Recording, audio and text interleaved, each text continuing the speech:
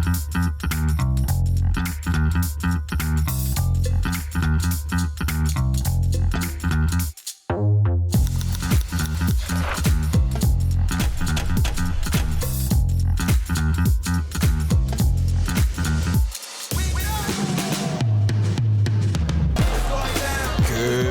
evening.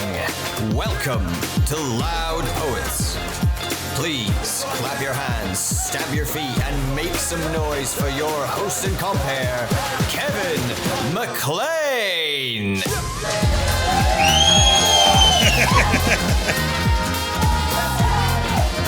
Hello, and welcome to the Loud Poets Dumfries Slam! Whoa! It is lovely to be back in Dumfries. It is wonderful to be back at the stove. We love it here. My name is Kevin Mclean. This is the Loud Poets Dumfries Slam. Big thank you right away off the top to Up Yer Airts for having us, for along with the stove. Can we get a whoop for Up Yer Airts and for the stove? It is like our, third, fourth year coming to Dumfries and coming to the stove. We absolutely love it here. It's our third slam here for sure. We have, Dumfries has regularly been a highlight of the slam series, and I have no doubt that this evening will be just as good. Hey, give me a little whoop if you have been to a slam before. Some of the slammers, good, they know what they're doing. Give me a little whoop if you have never been to a slam before. Some of the less confident slammers. That's good. You want a little mix. Whether you've been to a million slam before or this is your very first one, thank you very, very much for coming along. Like I said, my name is Kevin Mclean. I'm one of the Loud Poets. What the hell are we doing? Well, for those that don't know, I will explain. This is the Dumfries Heat in the Loud Poets Slam series. What we've been doing this year is going all over Scotland and dipping a bit into England as well. We're doing 10 heats, 7 in Scotland, 3 in England, with the winners of each heat all coming back to Edinburgh in August for the Loud Poets Grand Slam final. Ooh, yeah, woo indeed. That's before you've even mentioned the prizes. You guys are excited. I like it. Yes, so we have our 10 champions will come together in Edinburgh, and they will be competing for the title of the Grand Slam champion, but they will also be competing for £3,000. That got the level of whoop from the poets that it deserved. Yes, so if you win your heat, you move on to that, and that is the prize at the end of the day. So yeah, we've been cruising around doing that. We have 11 poets for this heat in Dumfries. I am going to read their names out for you. Dumfries, you have been awesome at this in the past. One big whoop at the end. We'll see. Áine McGrath. Susie Briggs, you should know better. Ben the Doonhamer, Kat Cochran, Chisholm Okoronkwo, Colleen Wood, Elaine Truckell, India De Bono, Iona, Lisa Eaglesham, Steve A. Poet, and Susie Briggs.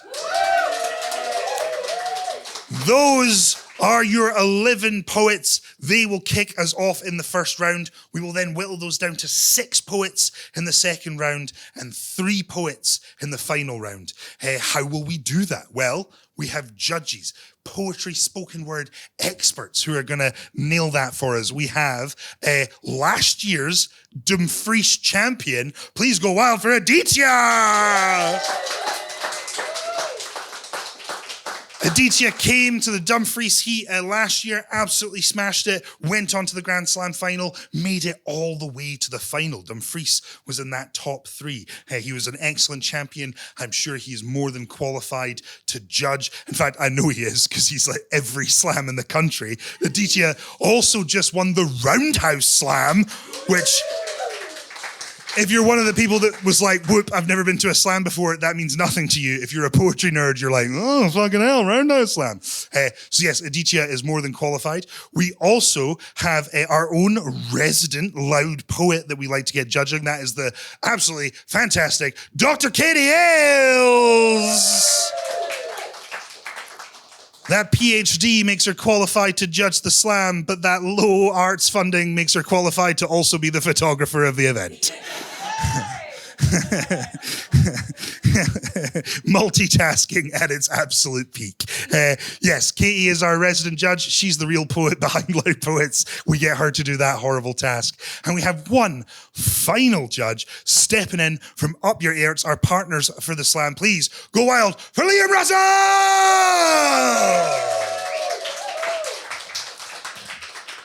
Liam was here last year. He saw the amazing caliber of talent that was at the slam. He is back, this time with his judging hat on. He's giving off Mad Simon Cowell vibes.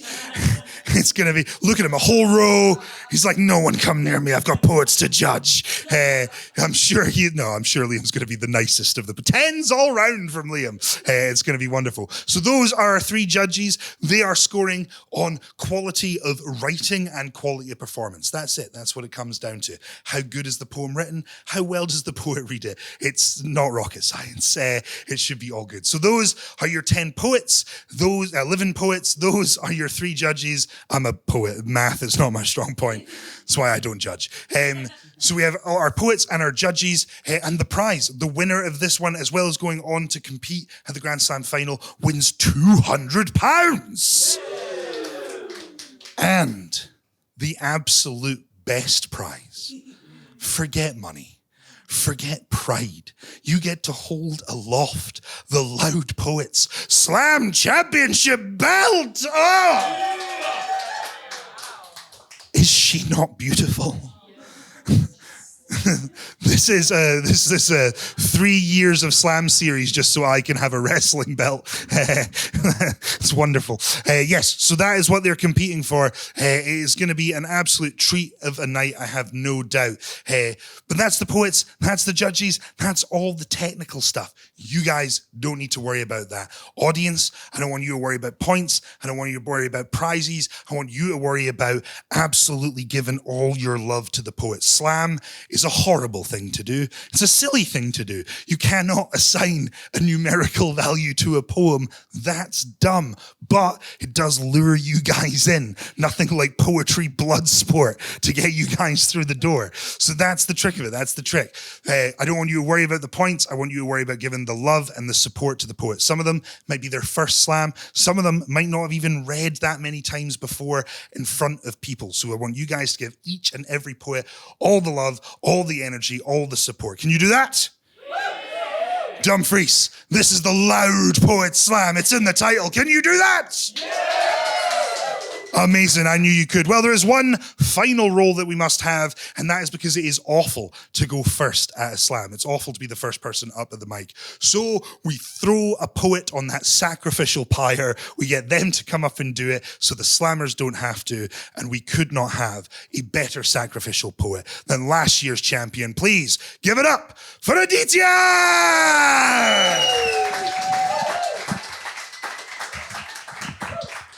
Hello, hello, hello. Lovely to be here. My name is Aditya, and when I was 5, I was told my tongue was forked at the hinge, cut half down the middle, foundation to fringe, and if I wanted to swing for a decent living, I must pick one limb or another.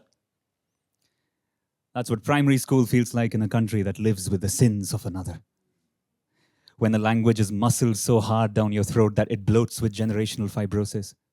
When letters and verses you prayed with are prayed on like blight that prevails on a forest. When grammar is dice cut and sliced up so finely you swallow it benignly with eyes shut. When violence is fed intravenously so you can't tell your own bloodstream from poison, that's when 100 more years of colonial glory await you across the horizon. When I was 5, I was told my tongue was forked and it had to relent in submission. And listen, I tried. Ages 6 through 7, I took lesson after lesson to lessen my Indian side, pried my muscles into a straighter line, revised my vowel signs, decided where to breathe, how much to breathe, and forced my breath through clenching teeth, deafened my ears against the screech of a mouth not built for English speech. Don't overreach, my child. I'm trying to teach you how to speak. To help you succeed, have the life that you seek in a world that feeds and breeds on the fallen debris of imperial colonial fodder. So why don't you act like you're free while I edit the audio file on your collar? When I was 5, I was told my tongue was forked, and to live with this tongue was improper. I had to choose. And only one choice would bring order. The beneficial language, the universal language, the God-granted golden gift that's gotten global language. The long live the legacy of Latin letters, language. The long live the majesty of foreign settlers, language. The master me, your ancestry is not important, language. The master me, it's mandatory, I am your mother, language. The choose this tongue over no other language. The choose this tongue over no other language. The choose this tongue over no other language. The choose this tongue over no other language. The choose this tongue over no. No. I unhook my leash, spit out the rules. I look at my tongues. I do not choose. I braid them together like rivers colliding, like lovers deriving a single breath. Two cultures aspiring for one truth by the death of the difference that made them forget that a language is only as good as the pieces that make it. And I've got twice the pieces you get. So I let them entwine, tongue into tongue, and I watch them combine into one. Now I speak with one tongue. No splinter, no scar, jisme na hai sarhad na koi diwar. You listen, you think I am jumping between. Batao main kaise dilaun yaqeen that you hear me in halves. I've never been fuller. The tongue that was forced down my throat like a tumor and that which to my generations belonged are finally singing a singular song. So don't let my borderless cadence perplex you. If you think it is broken, I think that reflects you. My words might be dual, my verses oblique, but I speak with one tongue, and she knows how to speak. Thank you.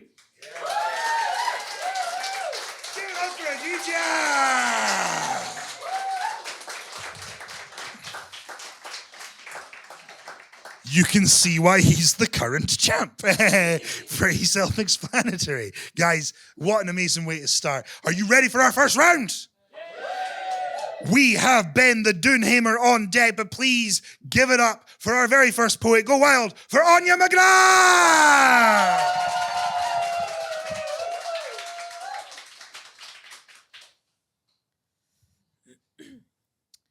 This is a conversation between two nearly 30-year-olds. Hey, how's you? How's the family? How's the flat? When's the date? Tell me everything, every pain, every joy. I want to inject it into my veins so that I can feel it too. Any new hobbies or medication? Seen any good Netflix dramas? Discovered any new childhood traumas? Have you ever been tested for celiac disease? Know what to do with our university degrees? I think I'll run a marathon or maybe just a 5K. And you know what? Maybe that's okay. Maybe I don't need to be like everyone else, except I don't know how to exist without a reference point to someone who's infinitely better than me. Hey, check out my tattoo. Check out my social confidence all inked up and bloomed. I think I'll switch to gel nails. Maybe change my first name. Might just buy a van. Call me ma'am. Find a man. Join the rugby club. Start a knitting club. Feminists against fascist club. Do you remember nightclubs? That's amazing, girl. You do you. You brave and fearless. You don't take no for an answer, but don't forget that you can use that word too. Hey, look at how we turned out. Look at my fashionable burnout. Check out these humps, these freckles, these lines, these crow's feet, just beautifully, delicately stepping out onto my skin. I think I'll cut my hair or dye it or shave it or card it and weave it and leave it to my grandkids. I should stop biting my nails. I should apologize to my sister. I should go home for Christmas, tell them I love them, tell them I feel lost, that I'm not really sure about this independence thing, that I'd quite like to be back at home now, open up my Tracy Beaker book with the nightlight on. Good night now. But I still need to see the world, need to solo travel. I've not got time to look around. I've not got time to settle down. I've not got time. I'm too busy being scared, feeling like a stranger to myself, like a mime with face painted white, gurgitating the empty expressions they want to see. I've just been researching the effects of dry brushing, trying to figure out why I'm scared of hugging. Do you ever wonder why we were born here and other kids were born starving and alone? Ever think about your first loves and the lives you could have led? Ever thought about all the things you never said? Ever tried this coffee place? Let's go. I'll pay. No, me, please. 2 lattes with oat milk, please. Tell me how to live, please. Stop the voices in my head, please. Please, can we just stop a while under this tree and pretend the world can't see us? Split this cinnamon roll in half and just remember how simple it used to be just to be us. Everybody! On deck we have Kat Cochran, but please keep that applause going as we welcome Ben the Doonhamer! Cheers, Kevin, mate. Some of you may know that I recited or filmed myself reciting a poem a day every day for a year, and I thought I'd do the first one that took me on that journey. This picture of us is faded and silent. It used to speak 1,000 words and seem so vibrant. It folds into itself, just like me. When I hold it, I crawl into myself, regretting all we did not see. I remember the glass on the floor and the broken frame. I remember the tear-soaked pillow and the uncontrollable pain. From January through to December, I dream and hear your name and know that we can never feel the same again. At times, I want to take this photograph and introduce it to a flame, but it represents something special to me. These days, I'm wasting emotional ammunition when I should be improving my aim. This picture of us makes me want to get back in touch with all those I've ever loved. It makes me grudge time acting judge as well as jury, and it fills me inside with emotions ranging from happiness to fury. This picture of us will remain forever burnt into my memory. It takes away some of my pain and fills me with positive energy. It's just when I think I'm incapable of love, this picture of us is my remedy. This picture of us, this folded, faded, crumpled up dream. This picture of us.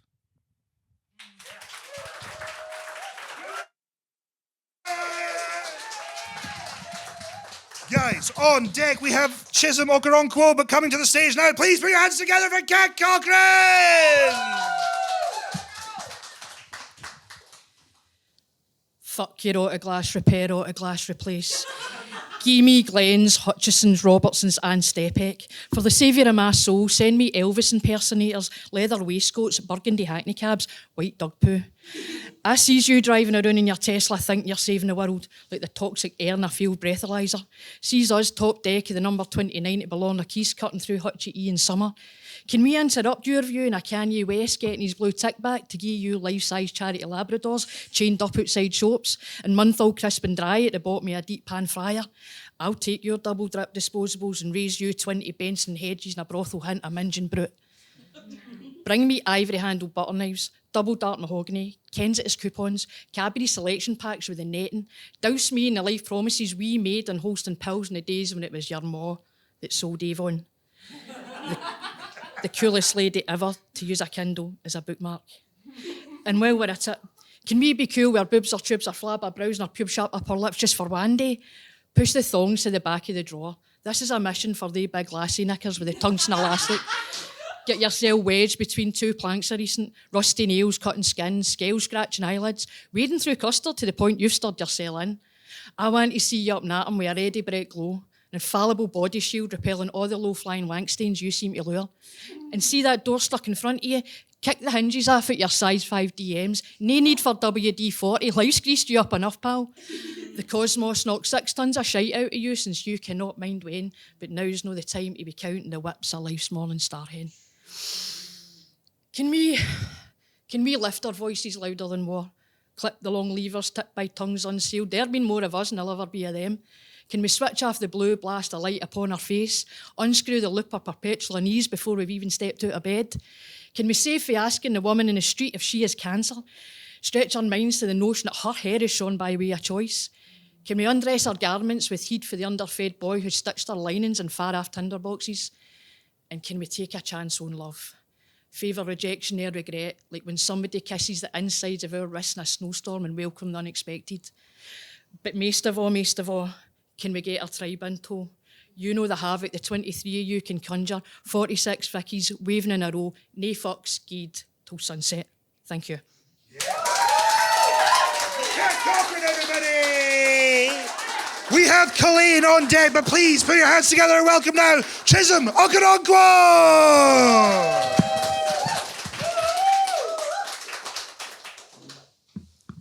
This poem is titled How to Live Upon Reincarnation.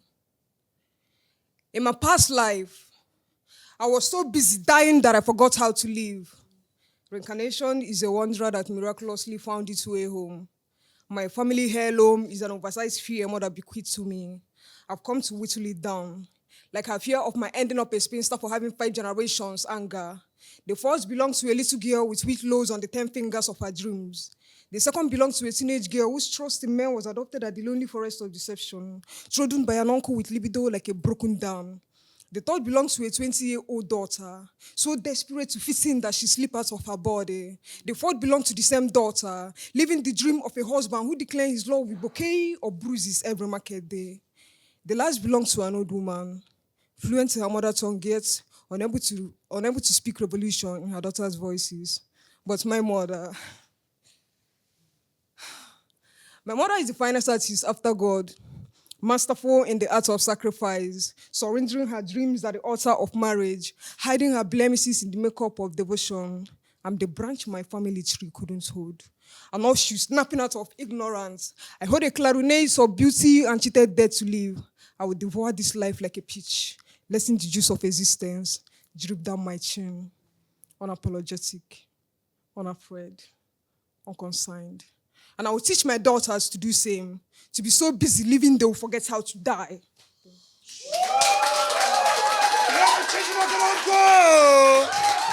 We have Elaine on deck, but now please welcome to the stage, Katie Ailes.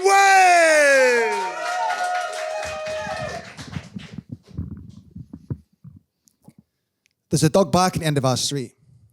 She swears that she can't hear it. There's the East Lancs and the motorway, and even they don't come near it in terms of deafening me and threatening me and making me close the curtain. It's confusing at times, like I'm choosing to mind, but I know it, and I'm certain that there's a dog barking at the end of our street. I can hear it in the nighttime.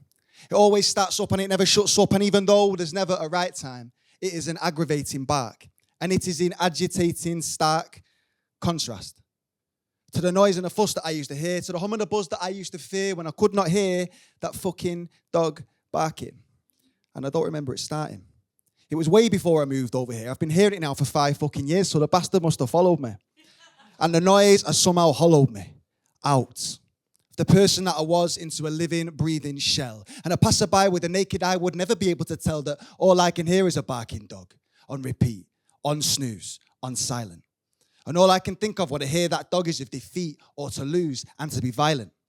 There's a dog bark at the end of our street and it hasn't got a lead on. It won't come out of the gate and it hasn't got out to feed on. So I go into the street to give it something to eat, but just as I call it to come, the volume will drop and the barking will stop. And I'll have to think of some other things to complain about, some other things to be in pain about, because I realise life's a drain without the thing I'd go fucking insane without and could not possibly be claimed without is that fucking dog barking. It's louder than a bin lorry parking. It's more piercing than its claws that could stab me, and from the first minute I heard it, it had me, right where it wanted me to be, pinned up in a corner for everyone to see. It's that lad who is a dog that no one else is. You must be mad to hear a dog when there are no dogs near. But there's a dog bark at the end of our street. Swear down, I'm telling you, there is.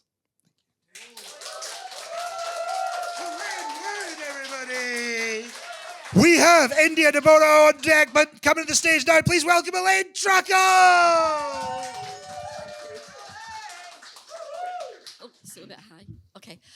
Content disclosure, it's about sexual assault, but it has a positive ending.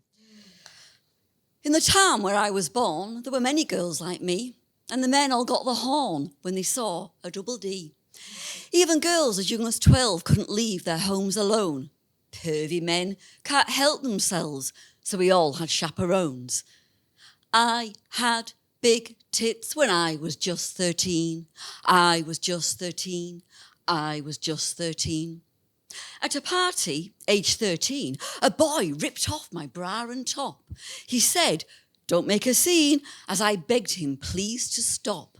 When I screamed, one more came in, and I grabbed my chance to run. Both these boys laughed and grinned. They were having so much fun. I had big tits when I was just 13. I was just 13. I was just 13. At 21, I was employed in a Brummie B&B, and my boss, he so enjoyed roundly handling his employee. At 35, I went to sleep at a party after a tipple. I was woken by some creep suckling at my nipple. Mammary glands so large and round easily lead a man to shame. Spiritual leaders say they found, morally, men are not to blame. We should call the Taliban to assist us in our quest to protect every man from our lovely, tempting breasts.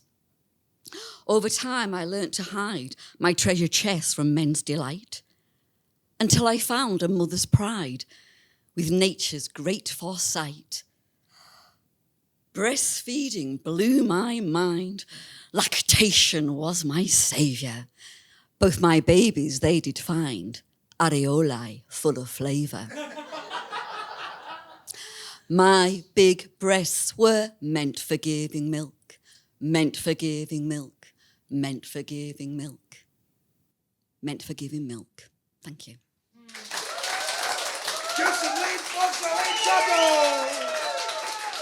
We have Iona on deck, but now make their way to the stage. Please go wild for India, Nabono!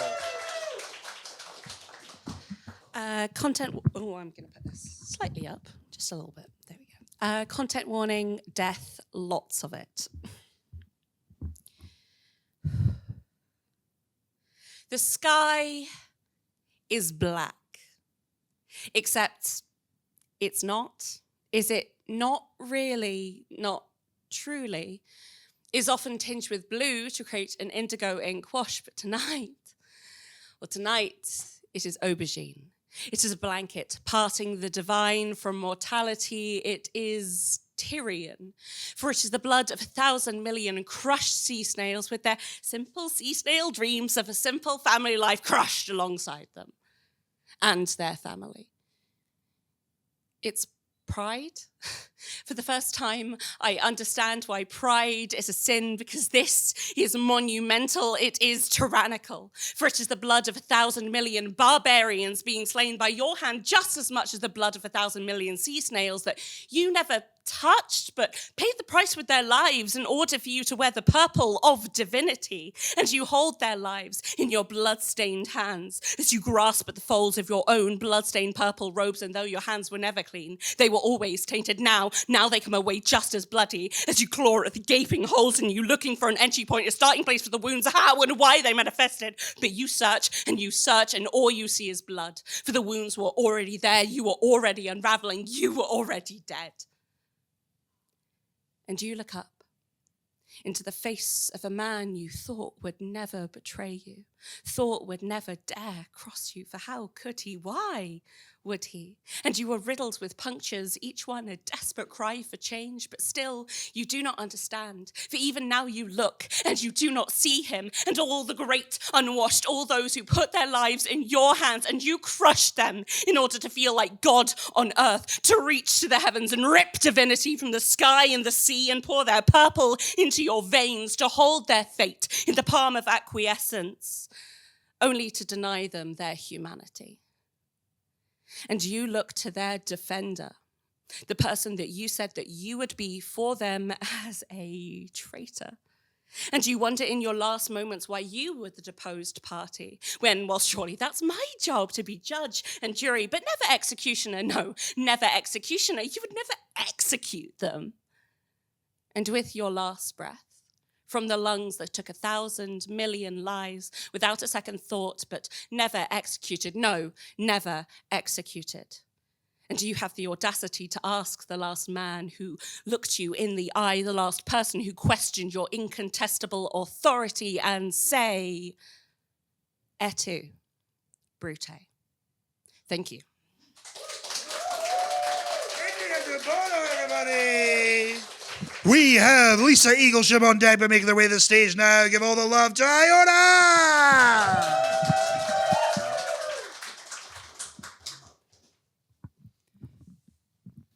I see you. I have to. Got no choice, really. Do you see me? Hand shaking hand, unity. That's what we're all about, right? Right? Not questions, regulations, right, okay, so I'm not femme enough, but then I'm also not masc enough, somewhere in the middle. Are you enough? Isn't that what anyone wants, just to be enough? I want to have that girly gossip, giggling under bedsheets, tell me about the boy or girl. But I want to wear those boxer briefs, make coffee for my girl in the morning with no shirt on, kissing her forehead to wake her. Do you fit into your box like a mime with the edges defined? Fit into your box and they'll put me in the corner or in the attic to forget about until I'm a problem they need to get rid of. Fit into your box. They don't have time to clean you up, let all your bright light shine through, boil over. The thing is, the mime can't breathe, and the light is stifled. Your resistance can't be fitted snugly into a checkbox. Do they see how you touch his hand gently when he starts to shake his knee? Or do they see how you like an apple every morning with some muesli, maybe a slice of bread? Or do they see for when you go for a jog, you don't care what they see in your flailing limbs because that bass job is just too good for you to notice? Or when your breath falters, when you see a butterfly, a bee, how you connect your feet with the soil of the grass and you feel your toes grow roots. You always think about how far they've come, and so have you. You don't fit into the box, not even the room. Don't they dare say that you need to be symmetrical, part of their system? Don't they get it? In a system that was made for someone in their box, you don't have room. You need space to spread all over everything. Thank you.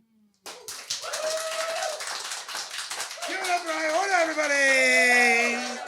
We have Steve, a poet, on deck, but please welcome to the stage now, Lisa Eaglesham.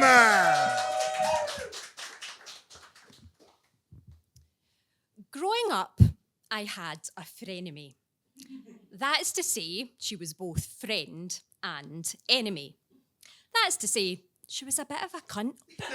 See you next Tuesday. Except I didn't just see her on a Tuesday.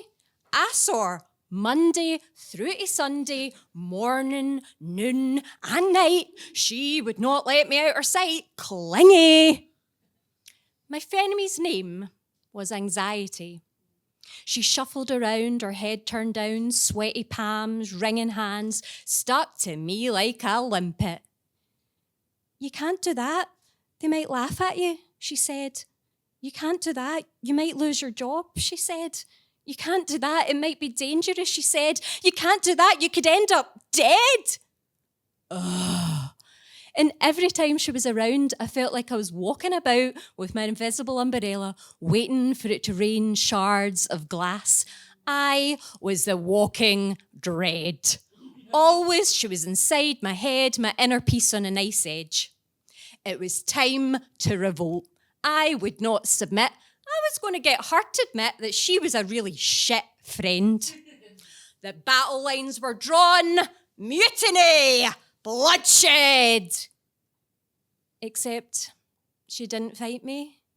She just slowly shook her head. She looked me dead in the eye and quietly she said, everything I do is because I care about you. I felt my chest tighten. I wanted to break free.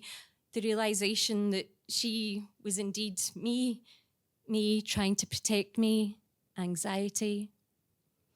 I encased my arms around her, popped back the bubble wrap from my heart, told her that this is where we would start. We would sit and listen to one another, chip away at all the fear. We would stay as long as it took. Revolution was near. Thank you.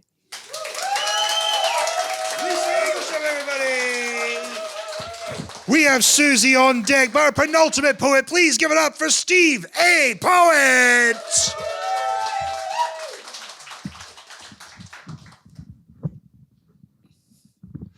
Thank you very much, Kevin. This poem is called Inconvenient. You will find out why. I went to film an eagle's swoop to catch its prey in heather. I put on all my waterproofs as protection from the weather. I'd filmed one swoop, the eagle's prey, a lonely mountain hare, but the eagle missed its target and it lifted off, claws bare.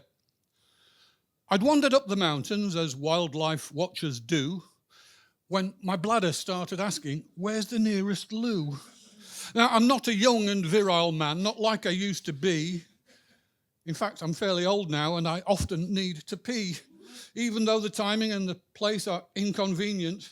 When my bladder is demanding, there is no time for lenience. So I quickly scanned the landscape for a cave, a tree, a wall, but There wasn't any hiding place, no place to go at all. The pressure quickly built, and I feared to wet my trews. I wish the mountain rescue folk would build some portaloos high up on the mountains, on the hills and windswept moors, so a man could get relief without the gaze of hiking tours. Because the landscape, bleak and empty before my dire need grew, had sprouted hordes of hikers and a television crew. There were 2 school trips, a hiking group, and 4 folk with their dogs. I wish that someone had just thought to build some bogs. Just a little patch of bracken might have helped to hide my shame. But the sheep had cropped the hillside, now a lawn in all but name. But the pressure grew inside me. I no longer could resist, so I dropped my trousers to my knee and I pissed and pissed. And pissed.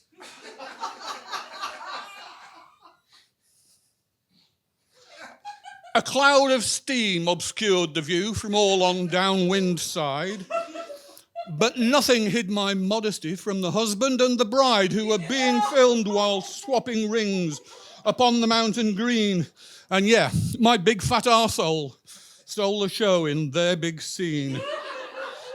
The video went viral. On YouTube, I'm a star! And that is why in future I'll watch Eagles from the car, where a handy wide-necked bottle can provide a private way to relieve some urgent pressure and prevent a ruined day.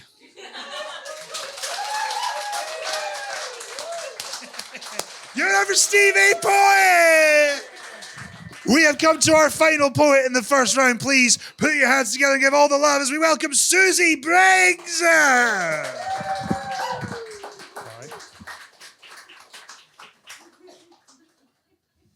Hello, everyone. Okay, this is a new poem, and just content warning, I am not kink shaming. Goddess of the dating app. Ping! He types, will you be my goddess and let me worship you? I ponder on the quality of the patter. Questionable. Taking a look at his photo, gave him a chance. Swiped richt against my better judgment. Straight away, he messages and asks, do you wear high heels?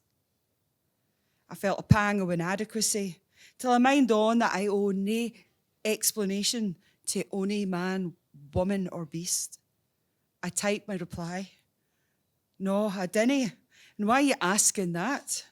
He types, for the goddess thing, kiss, kiss. He asks, so do you wear ballet pumps? I type, aye, sometimes I do. He says, send me a photo of them. I type, why? He responds, for the goddess thing, kiss, kiss. I thought to myself, what harm could it do? I put my wee silver ballet pumps on the couch at a jaunty angle. Click to camera, send.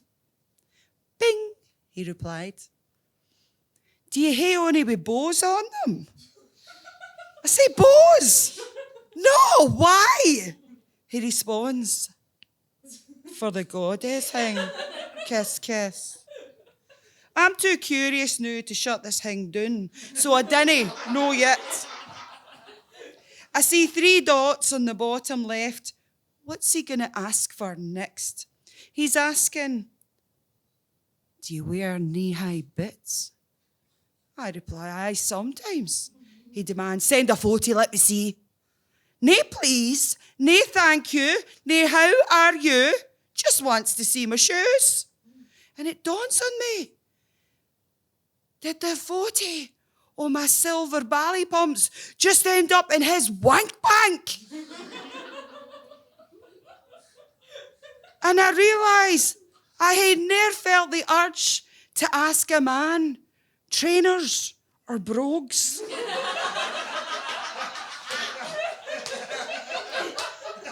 Feeling scunnert, my silver ballet pumps new exploited, I decided I wasn't doing that again.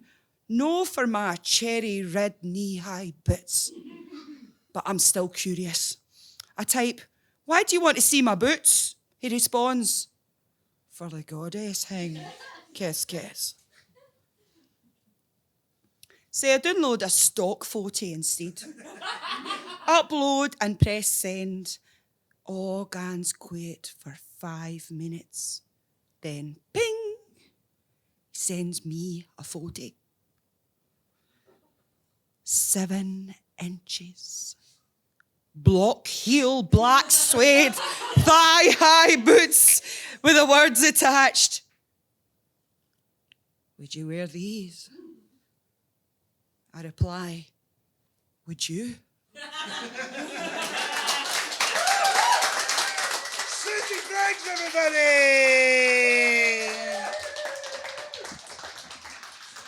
Guys, that brings us to the end of our first round. What a fucking first round! Can we get a huge round of applause for all of our first round slammers?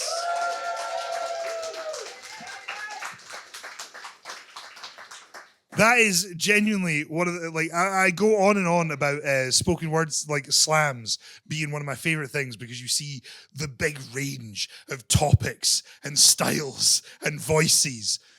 And if I ever need to prove that to someone, I'm going to use this first round of a fucking slam. That was incredible, guys. This is a nightmare for the judges.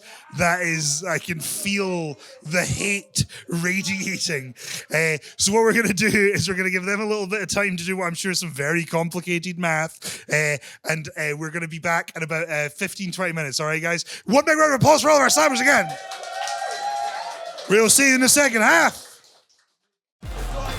Welcome back to the second half of Loud Poets. Please clap your hands, stamp your feet, and make some noise for your host and compere, Kevin Mclean.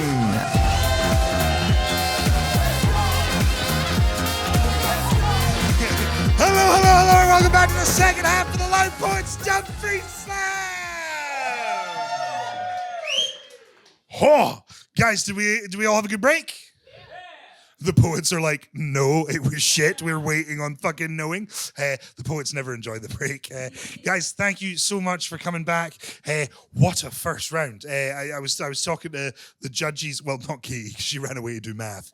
But I was talking to other judges at the interval, and they all agreed with what I was saying. That is like an insane level of closeness in the first round. Like, it's so hard to judge slams. I was saying it to the slammers beforehand. You know, we think of these slams as a good chance to see a bunch of different poets. To, you know, you have some people who have been doing poetry a very long time, some people who are, maybe this is their first slam, maybe one of the first times they've ever read. And really that's about those poets getting to meet and see each other's work. And maybe you don't go to a lot of spoken word shows, you get to come to this one and see 12 or 11 totally different poets do something totally different from each other. And really that's the point of it. So like, I hope you see that first round and get that snapshot of spoken word. And if this is your first spoken word show, please go and find more, go and support more, because it is absolutely amazing. And when you see that breadth and depth of talent that is here, it really is super inspiring. So I really hope whoever makes it through, if you are not one of the poets that made it through, please, please, please do not feel disheartened. It is fractions of points in it. Having said that, there are 6 poets through. I am going to read them out. We don't do scores. It's not about the points. It's about the poems. I'm just going to read out the 6 poets that are through to the second round, and I'll be reading them in the order that they will come to the mic and read. 1 big cheer at the end. Susie Briggs. Our 6 poets are Susie Briggs. You know what? I can't even complain because it was the other poets being nice to the poet, which is kind of the point. You know what? Let's cheer after everyone. Susie Briggs. Steve, a poet. Lisa Eaglesham. Colleen Wood. Chisholm Okoronkwo. And Kat Cochran. Those are your 6 poets. Can you get one big round of applause for all of our first round poets? I've said it before, as someone who has been like going to slams for, oh God, I just thought about the actual amount of time I've been going to slams there, and I'm not going to put a number on that. Let's say a long fucking time. I have seen a lot of slams, and I don't think there's ever been to a slam where I haven't been able to go, yeah, that person's not going through. And I didn't get to do that in that first round, which is crazy. But yes, those are the 6 poets. That means the second round's going to be even harder. The judges, I'm sorry. Guys, we are going to welcome back to give those 6 poets a bit of a breath, collect themselves. I can see some of them going, yeah, please.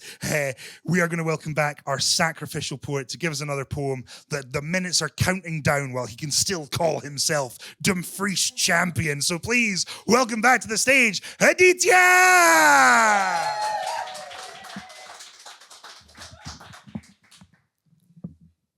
So this one is called Doubt, and it's about the occasional disillusionment that I feel with writing. Hopefully someone relates. Please someone, yeah. It's an early winter morning.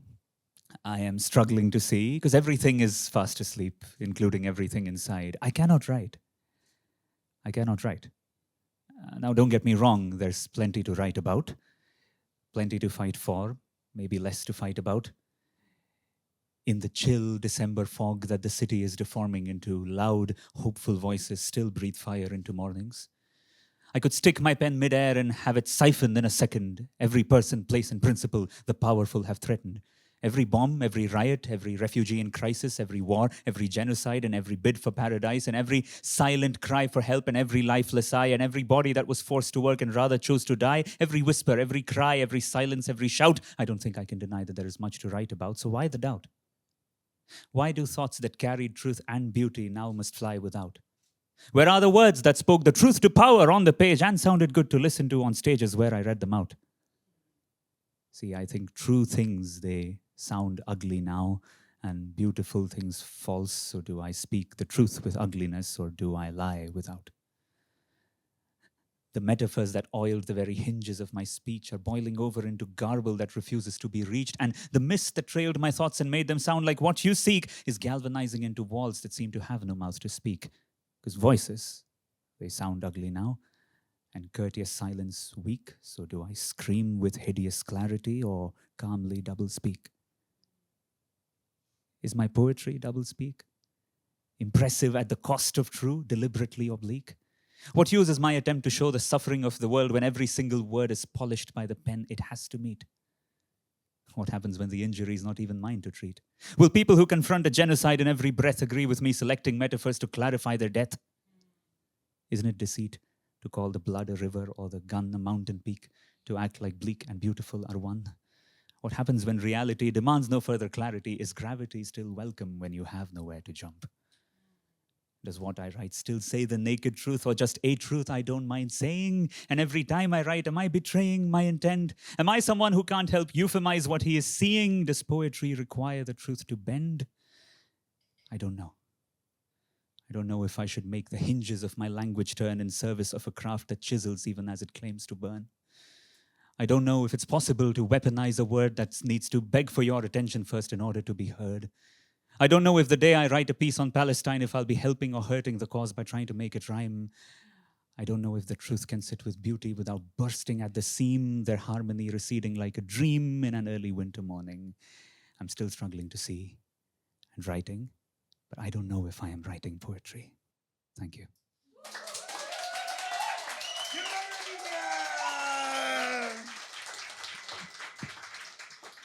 Amazing stuff, wonderful stuff, Aditya. Hey guys, are you ready for the second round? Then I shall fuck around no longer. We are going to get stuck right in. Guys, please, I'll do the on deck again just so people know. We have on deck Steve a poet, but kicking us off in the second round, please put your hands together for the spectacular Susie Briggs!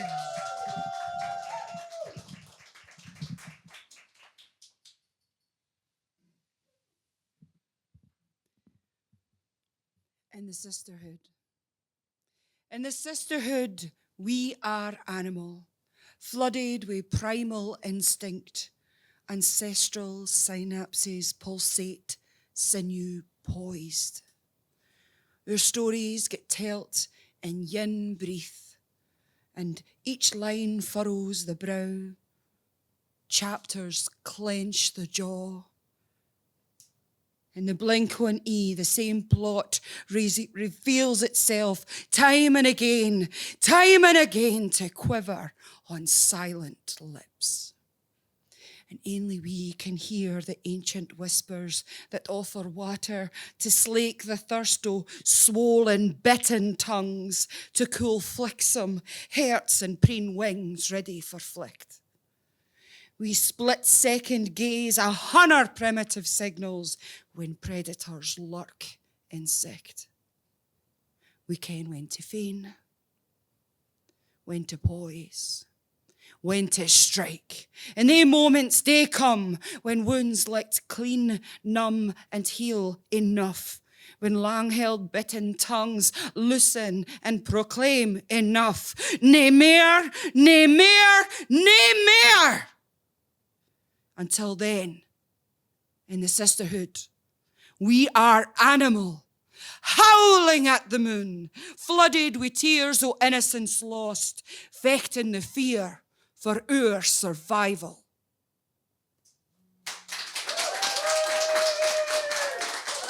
Give it up for Susie Briggs! We have Lisa on deck, but please, welcome back to the stage. I hope we got a bathroom in the break, Steve A. Poet! This poem is called Anti-Vera. It's a poem in 3 parts. Sorry, I misread that. It's a poem in 3 farts. I wish that I had the skill or the art for spelling a word for the sound of a fart. When flatulence strikes like the trumpets of doom and the raspberry rattles the walls of the room, when the bowel winds blow and the sphincter lips shatter. How do you spell the sound of our chatter? What? When 2 hands come together, the sound is spelled as smack. When 1 hand strikes a cheek, the word is spelled as slap. But how should I spell the noise that is made when 2 arse cheeks collide in a brass cannonade? I'm going to buy acoustic tiles to line my bathroom wall before my Auntie Vera comes to pay another call. I love my Auntie Vera. She's a dear and sweet old bird, but her noises from the bathroom should not be overheard.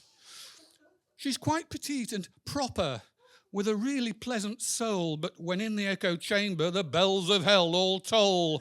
Reverberations bouncing from the ceiling and the floor. She shakes the house foundations. I don't think they'll take much more.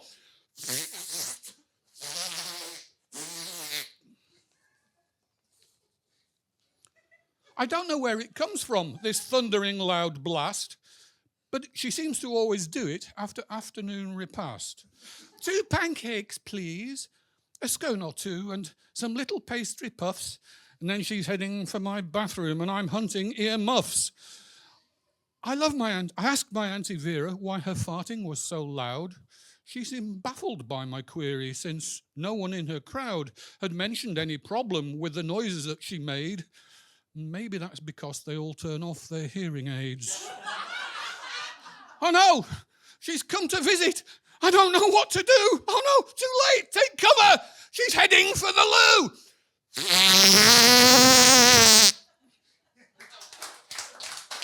Give it up for Stevie Poet! So you might notice we film all these slams. What you might not know is that Katie closed captions all the slams. I have never been more excited to see how she closed captions a poem. Guys, we have on deck Colleen Wood, but coming to the stage now, please give it up for the amazing Lisa Eagle Show!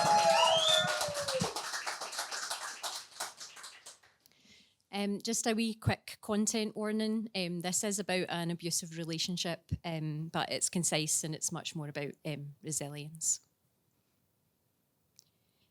His words sliced like a surgical incision. Self-doubt plagued her 17-year-old self, cross-examining her every decision. "You're making eyes at the waiter," he said, "tempting him into your slutty little bed. I hope you realise how lucky you are to have a guy like me." Helpless, exposed, she heard her vulnerable self agree. But this isn't a poem about him. It's about me. It's about how I walked away and set my 18-year-old self free. Rising from the ashes, the injured bird soared. The humiliation, the isolation, something inside her snapped and roared. The lioness was awake. She would sleep no more. Roar, roar, roar! Out of the fury, she strode with her head held high, unarmed, naked, her imperfect, authentic self she would no longer deny. Stripped, uncovered, au naturel, the scars of life, but who can tell? Closing one's heart is an understandable defense, but I chose to love again, and I will choose love hence. Make some noise for Lisa! We have Chisholm on deck, but please now give some love to the amazing Elaine Way!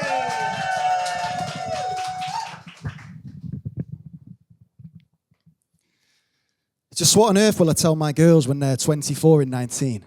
About the way we've left the world for them and about the things they might have seen. When they're queuing up at the food bank or at the fountain for a drink. How will I explain that no matter what, we never took the time to think that eating meat and driving cars were things we could have done without? And even at breaking point and the point of realization, we carried on and on in doubt of all the skeptics with their septic tanks full to bursting point with nonsense. And how we trusted them, we misjudged it in more than one sense because it's double and it's triple. It's 4 times worse than we thought.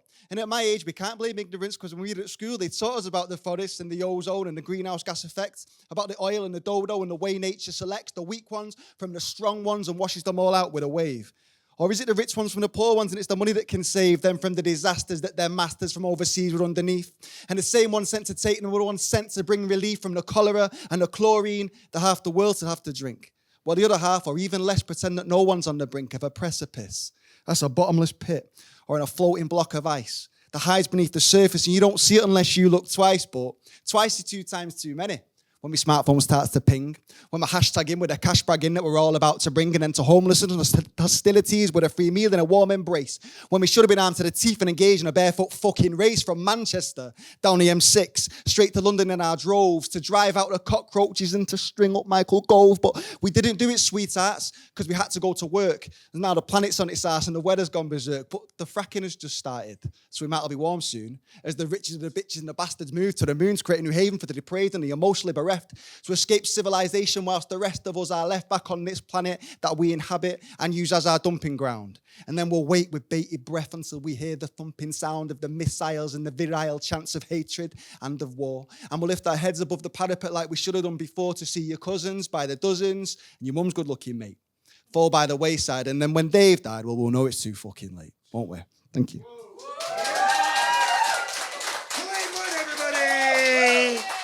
Our final poet in the round will be Kat Cochran, but please give it up now as we welcome back the sensational Chisholm Okanonwo!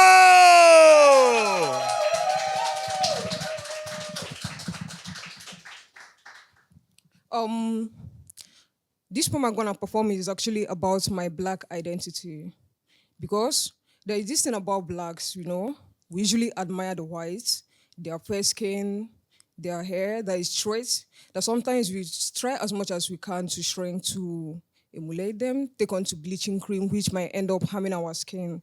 So this is actually about my Black identity. I am the Black revolution waiting to happen.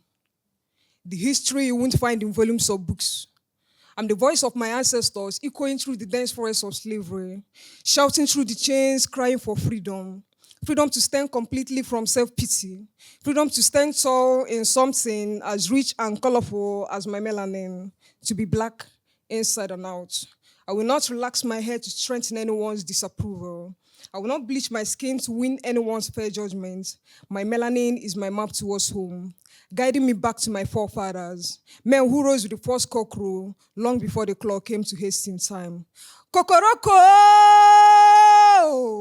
was our first alarm, staring children to the village stream. But now we are running from our skin, running from our accents, like how every time I say water to my Nigerian neighbor, she gives me that pitiful look, as if to remind me to slap my tongue into obedience until the word stumbles out as clear as water. But where I come from, a thirsty soul has no business with grammar. A past soul cries Miri Nagum because thirst is a longing that requires immediacy. So hook all resentments in the jagged edges of every judgment. Don't pity me for being black because I don't seek any validation to be seen I'm valid enough.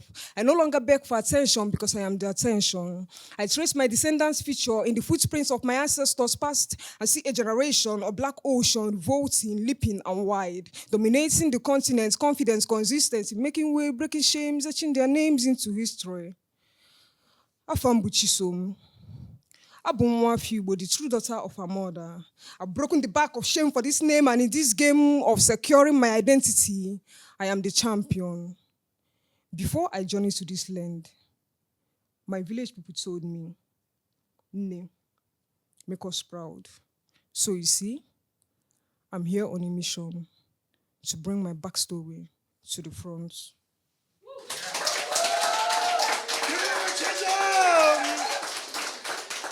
We have reached our final poet in the second round. Please give all the love as we welcome the amazing Kat Cochran.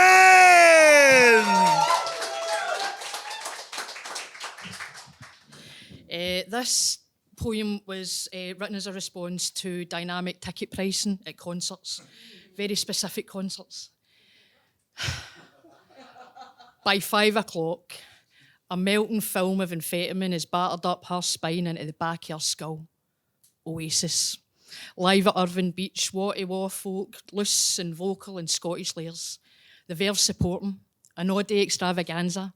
And against the fence perimeter slunk, she watches the ticketless, who'll stay beachside till post-encore when they're wasted and the ragged filter out. She's cruising with best pal straight pants and a mangled bus ticket to be kept intact, or she'll be swimming up the Clyde estuary to get home. It's the 90s, and the procurement of an erection in a line is a seller's market. Only the music and the free rushes are cheap. Straight doesn't like her on the rushes, or catatonic state, and straight small won't let her in their house, filthy gutties, cuss and socialism. Now past the gates, the places I wash with pseudo-tough guys preening in weller haircuts, top to toe and old school Adidas, all hyped up to the point of spit. There's a younger crowd on the horizon. We're still buying stock aching and pishing Waterman by the time Screamadelica came out. We commandos of the playground here, they look more like pale rabbits and headlights. Some about to whitey, their first buzz a baking soda headache. She's detached herself straight. As Swamp Song recedes and acquiesce kicks in. I don't know what it is that makes me feel alive. I don't know how to wake the things that sleep inside. Ashcroft may be orgasmic, but the Gallicers are tantric. Person is anything, had the counsellor state disaffected in the palm of their calloused hands. And it's her moment, this very second, as she reaches into her pocket for another rap that in 40 minutes will levitate her to a plane higher in the sun. The wee guy next to her gets it. He guns, flashing arrow and on teeth. A tracky foot soldier caught in the crossfire of Gwigsy's strident bass and Liam's impenetrable warble. And by this point, she's no in traffic, she fucking is traffic. An unpretty segment of Gen Xer youth carve up turf under canvas, a mangle of locals, losers and shoegazers, all caught up in the mesmeric sway of the Oasis magic. And for this one brief moment in time that is champagne supernova, she transcends undeviating rigidity and dances to the beat of a rain drum. Where were yous when we were getting high? And filling out with goo-goo goo-joobs, ringing the dank coastal air, she's became separated for that bus ticket and heads down to the beach alone in search of some frosty dregs. The perfect match for our last rap in a rain midnight at the Oasis. Thank you. Kat Cochran, everybody! Can we get a huge round of applause for all your second round slammers?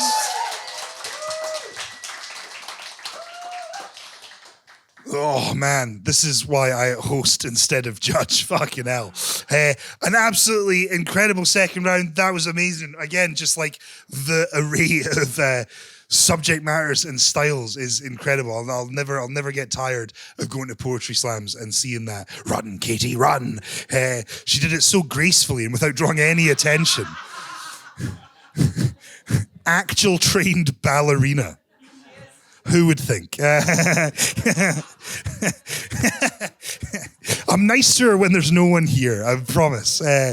Guys, yeah, absolutely amazing stuff from all of our second round slammers. Thank you so much. While Katie is, you didn't see vanish, she is away to the scores. What we're going to do is kind of introduce the third round. So the third round, if you've not been to a Loud Poet Slam, we add a little extra Loud Poet sprinkle on top of the poetry slam. And that sprinkle, that little hundreds and thousands, comes in the way of the wonderful Mr. Jack Hanks. Look at him, making his way to the stage with the delightful peppermint tea in hand. Oh, that hipster beard isn't just aesthetic, it's a lifestyle choice. Jack Hanks is our beautiful resident loud musician. And what we do with the third round is we add that on. So our acts are not only going to have to come up and be nervous as fuck about being in the final of the slam, they're also going to have to improvise work with a musician. Because we don't like poets here at Loud Poets. And so we've decided to run them through the ringer. So the way it'll work is our poets will get up to the mic. They will give Jack a couple words, a bit of a vibe for what their poem's going to be. And Jack, in all his musical magic brilliance that I don't understand, he will make that happen. For example, Jack. Circus Zombie Tango.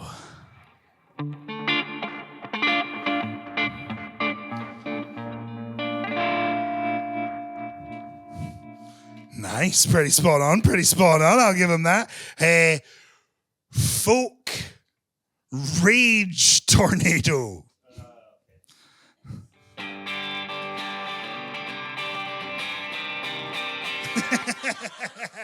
Excellent. Okay, Elaine, give me a word. Any word. Pain. Áine, give me a word. Mellow. Liam, give me a word. So fast, pain, mellow, fast.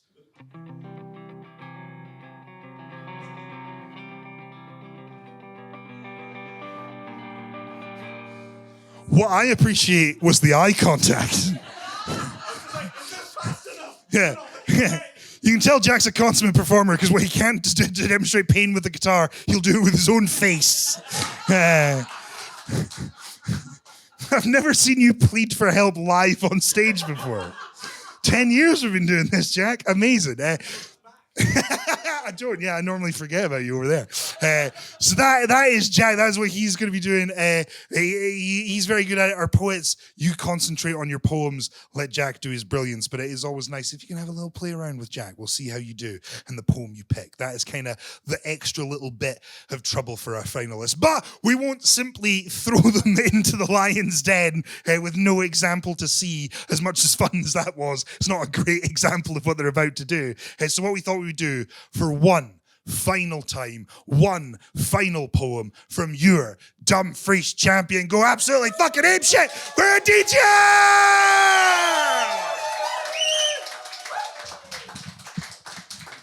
Thank you. So this one is called Memories, and the vibe is, let's see, nostalgia, fondness, but also grief. In that order, if it helps. Memories.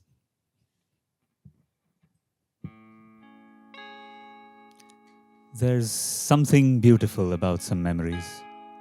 They're objects defying the deaths of their subjects. Like wrapping paper that preserves the shape of what it covers, so a little boy never forgets what his first wish looked like. It was a gift from Santa. And Santa looked a lot like Grandpa. Grandpa with his cloud-white hair impersonating engine smoke from his workplace, a train station. that groan daily with muffled sighs, muttered incantations arising from 50 memories, defying 50 goodbyes. I see his eyes, congealing from sheep white to sodium orange to apple red. Thanks to the tobacco, he gargled like toothpaste. Toothpaste that always would taste of fresh guilt and stale habit, but for one 5-year-old boy, he was the entire planet. You see, there's something religious about some memories. They're devotees that meditate on a melody and never leave. Speaking of melodies, you can memorialize a memory musically. Take notes, no, literally, and a steady beat going underneath, and your memory is as immortal as it will ever be. So when you're 65, with Alzheimer's and a swiftly dying brightness in your eyes, and your sense of left and right and wrong and right have all but come undone, a single 60s song can help you briefly find your grandson. And for one solid minute, you will hum the line he hasn't sung yet. And then you will reset. Go back into the man he has never met, burying the man he will never meet. There is something incomplete about some memories. They're engines that ran out of smoke and forgot to breathe. Like a cloud of white hair that exhaled on its pillow for the final time and left behind a widowed family that's still trying to grieve. And the boy has grown up now. He moved across the sea, and sometimes he still sees you when he falls asleep. Like engine smoke extending hope as remedy, like I wish you had left the planet next to me. Like I wish you'd left when I wasn't fast asleep. I went to bed with eyes bleached white and counting sheep, awoke to find 3 pairs of apples at his feet. Like a cloud of white hair, extending engine smoke through destiny, like I wish you had left the planet next to me. My mother says his Alzheimer's outperished him. For 15 minutes, he remembered everything. He spoke with her, he spoke with Dad, he blessed them both. His breath congealed before his soul went up in smoke. Is it absurd to wish I'd heard his final words and sat with him, as terrifying as that would be? Does it make sense to wish you had a memory, to long for life to have gone a little differently? I don't know. But I know there's something beautiful with memories, especially the ones that look a lot like dreams. Thank you.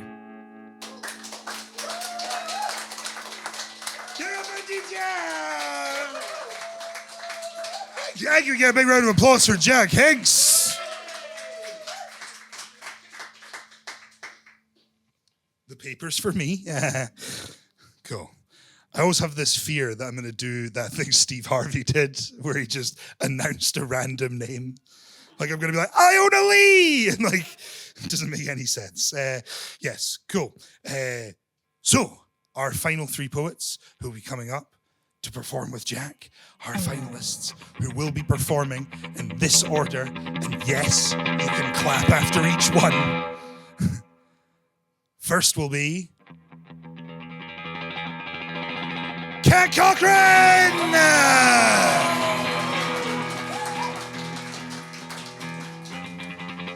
Followed by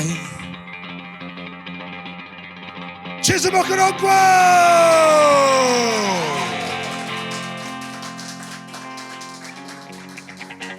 Followed by Elaine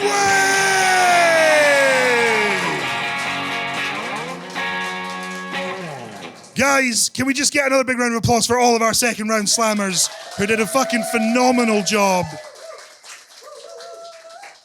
Genuinely, I know this is like just, I keep saying it, but it is because I want to make it just so clear to poets that it is so close. This is an incredibly stacked slam. We are blown away. It's going to be a very uncomfortable drive home for me with Katie and Aditya, both in my car complaining that I made them judge this. So yes, our 3 poets, this is just me giving them a second to like calm down from knowing they're in the final. They will come up to the mic. They're going to give Jack 3 words, a bit of a vibe, a bit of a sense of what they want to do. And then they're going to jump into it. That is the final round. Those are the 3 poets. Guys, are you fucking ready for the final round? then please give all that love, all that energy, and welcome back to the stage, Kat Cochran!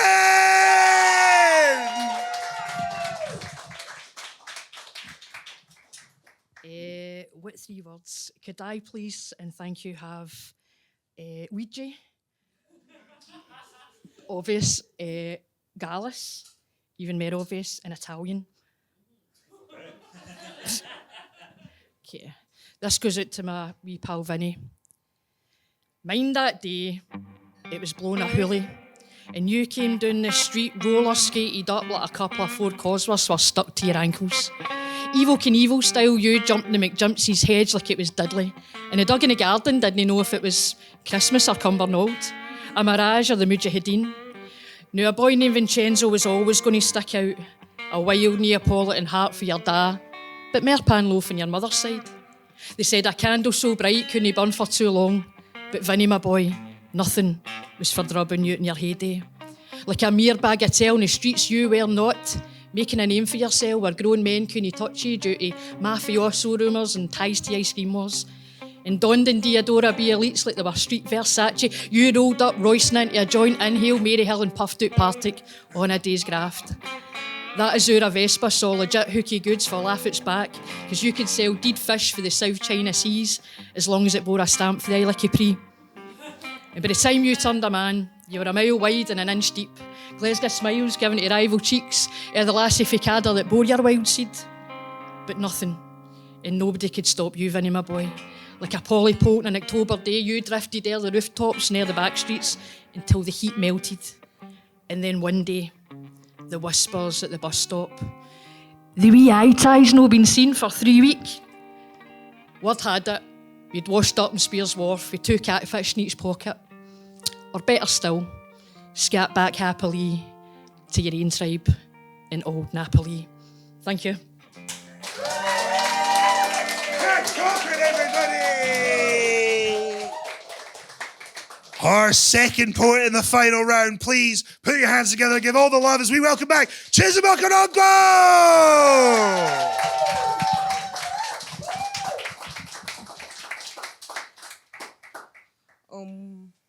Women, cool, rage. Yeah. This poem is titled An Origin Tale and is dedicated to all the women who have been silenced. I come from the bloodline of human who zip up their pains and find calm amid turbulence till they drown in the ocean of this society. As the society that marries women off to silence long before they become actual wives. I know this from the way it raises girls' genitals, tramples on their rights, call it a rite of passage, and forces them to keep the ugly experience like a precious gift from a lover. Here, they shrink the words of our agenda like hard-boiled meats. The eyes of this society monitors girls like the moon, spotlighting their fault lines and highlighting what they ought and ought not to be. At 20, he sees you as her father's daughter. At 30, he throws dice of questions at your footstep and asks, who is the man in your life? What are you still doing in your father's house? Till you retreat into your shell like a snake because like petrol, you dare not spill. The day a woman's labor is devoid of a son is the day best song will rot in her mother-in-law's mouth. Because in my place, sons are the hands which his fathers hold their inheritance, and legs which his mother stand rooted in the family.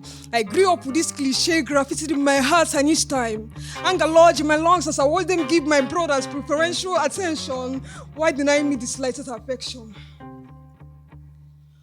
The best place to find me here is in the last note of my mouth, where words are silent bullet points, tugging at my tongue, anxious to be triggered into action to strike this injustice induced on us.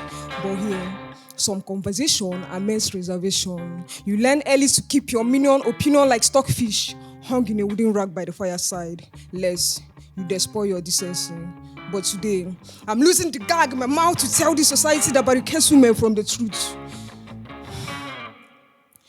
We mark a new generation of women cooking innovative ideas in the kitchen of intellectuals. We dream dreams even as we give wings to our men dreams to fly. We are Wonder Women, career women, women warriors, creative and innovative wives embellishing dishes of greatness here, there, everywhere. We are rising like the phoenix to reclaim the boundless sky. We are women. Make some noise for Chisholm! Wow, amazing stuff. Guys, we have reached the final poet in the final round. I want you to give every last drop of energy you have as we welcome back Elaine Way!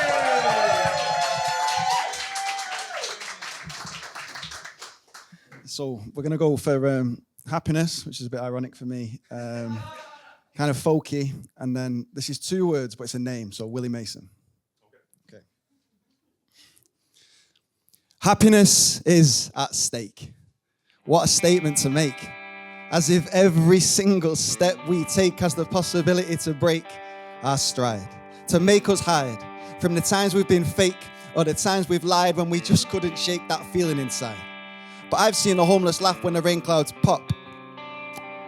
I've seen sick children smiling, though the pain won't stop. They'll never ring that bell and they'll never grow old, but they've still got stories to tell and tales they wish to be told about how even the murkiest of riverbeds can still yield gold. Now I've seen joy in the face of pensioners who know their days are numbered. I've seen the happiest of housewives who know that they are lumbered with belligerent old fools who never change his ways. He'll never cook his own food, never watch what he says. And these people find sunshine on the darkest of days. And now that's a lesson to all of us. And if the blessings are calling us, then maybe my atheism is misplaced. Maybe my early Catholicism has all been disgraced. Maybe the pages in my Bible have all been defaced. But happiness cannot be erased. It persists and it lingers. It exists just to bring us a smile for a while, the most excellent feeling. It can slow down decline and it can speed up healing. I wish I could find a drug dealer who dealed in dope. I mean, imagine the type of life I'd have seen if being happy was as easy as that. If it could be caught or bought or brought right back. Doesn't work like that though. Once you find it, you can't lose it. You can't buy happiness, no. But you can bloody well choose it. Thank you.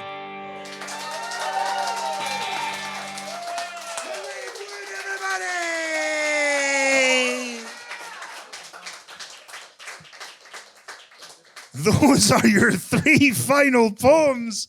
Fucking hell. That is amazing stuff, guys.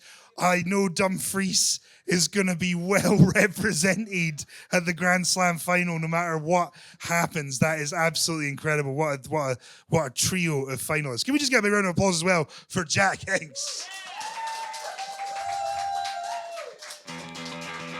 Doing his thing. Amazing. Guys, just while we're here, while scores are being totted up, I do just want to say a massive, massive thank you to the Stove for having us. Give it up for the Stove. Genuinely, since we got some funding to start kind of going out and about, we kind of hit up a lot of places to go, and we have absolutely loved coming here every time. We've been made to feel incredibly welcome. It's always a beautiful audience. We always get some incredible poets. It is always an absolute highlight on our stops. Like we always look forward to coming to Dumfries. So thank you to the Stove for having us. And can we also get a massive cheer for Up Yer Airts for having us? I mean, we've been blessed to partner with so many cool organizations, Up Yer Airts, the Stove Network, the Dumfries and Galloway Arts Festival in our time here. It shows how many people see a place like Dumfries and how much awesome talent there is and how few opportunities there are. And they are doing so much work to give those opportunities, to give stages like this, platforms like this, to make that space available. And you see, as soon as you do, what you manage to get with that is fucking incredible. So yeah, a huge, huge thank you to Up Yer Airts for helping us put on the show, for always supporting amazing art in Dumfries and Galloway. And can we just get a big cheer for Creative Scotland, who we absolutely could not function without. Everything we've done over the last few years, touring around, hitting all these different places, often places that are incredibly underserved. Spoken word is such a tiny art scene. In Scotland, poetry comes with all this history, but we are kind of letting the living, breathing, real happening poetry in Scotland die by the wayside. And one thing that we are very committed to is going as far and wide as we can and making sure that there are events, that there are platforms and stages for those incredible poets. And Creative Scotland have done a huge amount to help us do that in the last few years. We are very, very grateful. I do also just want to say a big, big thank you to all of our poets for coming this evening, taking part. Slams are fucking terrifying, and they are always so much nicer when all the poets are so wonderful and generous and open and cheering each other on. It always does my heart good. You see slams in some other scenes, in some other parts of the world, they become a very cutthroat thing, and it is poets at each other's necks, and there's none of that camaraderie. And it always thrills me to see poets cheering each other on, even after they've gone out around, still engaged, still listening, still learning from their peers, the people around them. That is absolutely the goal of these events. So thank you for always being such awesome poets, so open and full of love for poetry. Here she comes. Oh, will she come back as subtly as she left? That's the question.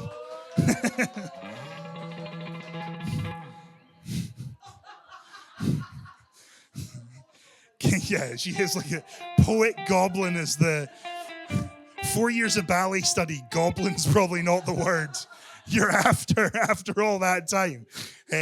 Guys, like I said, we are just going to read out the winning poet. That is all the information they need. They win 200 quid.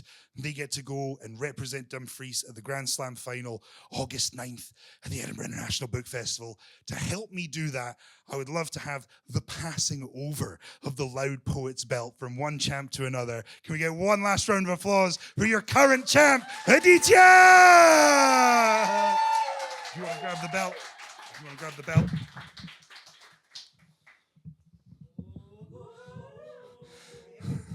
Come pry it from his cold, dead hands. What's fucked up about this is Aditya has already qualified for the Grand Slam final. So he's now literally handing off the belt to someone he is about to compete with. Which is what I talk about. That camaraderie, that amazing spirit is such a cool thing. Guys, you're Dumfries champion, going on to represent at the Grand Slam final. Can I get a drum roll, please? Elaine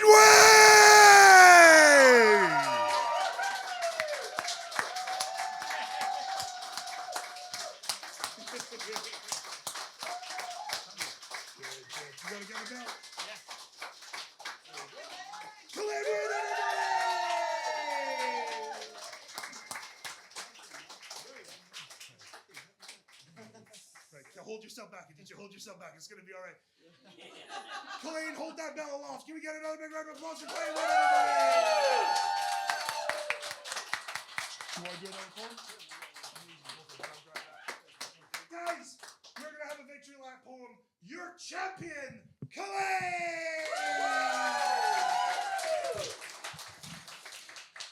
When everyone takes the same picture of the sky, all big, yellow, and patterned, it's like the Mandela effect, baby. But this time, it really happened. That's a moment. That's a feeling, like we're going home and we're healing. I'm watching it play out in front of me in picture, perfect vision. It's peak human condition. When there's flowers draped around a lamppost, everyone's a politician. It's peak human condition. It's like understanding each other when we haven't even met. Queuing up for hours in the rain or getting wet. It's a lack of detail. And then it's all of the specifics. It's like every single one of us trying to get Oasis tickets. That's an effort. That's a mission. It's peak human condition. And it's terminal by definition. It's a predisposition. Tell me your dirty secret, I tell you my premonition. It's peak human condition. Did you see the sky tonight? A kind of yellow light. Take a picture. It's tradition. its peak human condition. Thank you very much.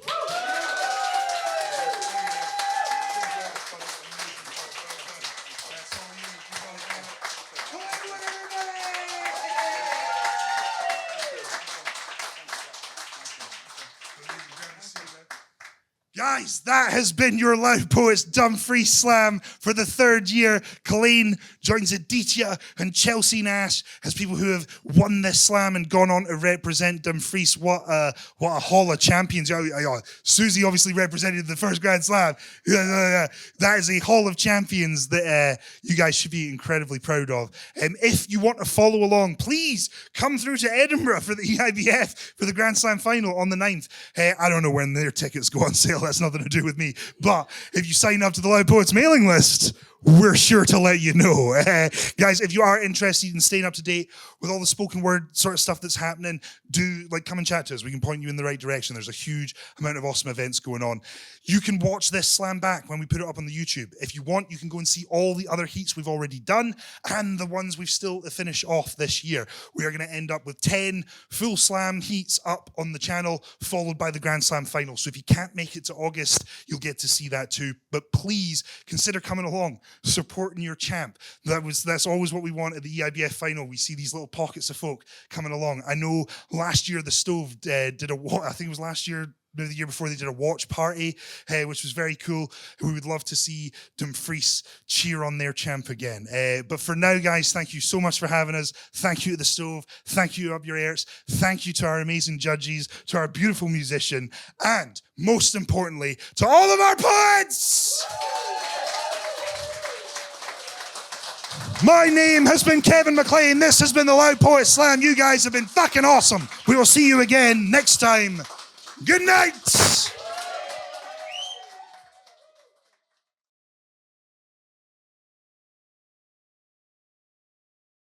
Thank you for watching this video. If you enjoyed it, then please help us share it with more people by clicking the like button down below. If you want to see more videos like it, well, there should be one on your screen right now. Click that and you can head right there. Or you can subscribe to the channel. Make sure to ring the bell icon for notifications and you will never miss another video we put out. If that's not enough for you, well, good news. We have over 50 full-length Loud Poet shows that you can get access to, either by joining us over on the Patreon page or by becoming a member right here on YouTube. All you need to do is click the join button down below. Thank you for watching, and we will see you again next time.